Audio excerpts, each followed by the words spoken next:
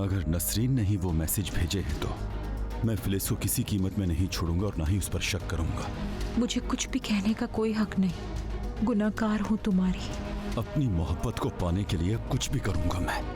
आप अपने किए की भरपाई कभी नहीं कर सकती और ना ही हमारे दिल के उन जख्मों को भर सकती हैं जो आपने जनान और मुझे दिए हैं। अगर तुम मुझे माफ कर भी दोगी तो भी मैं खुद को कभी माफ नहीं कर सकूंगी।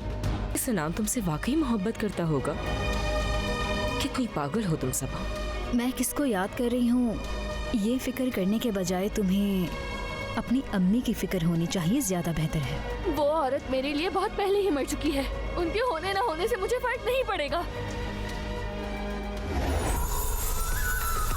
देखिए ड्रामा सीरियल इश्क एक गुनाह रोजाना रात 7 बजे सिर्फ ऑन टीवी पर।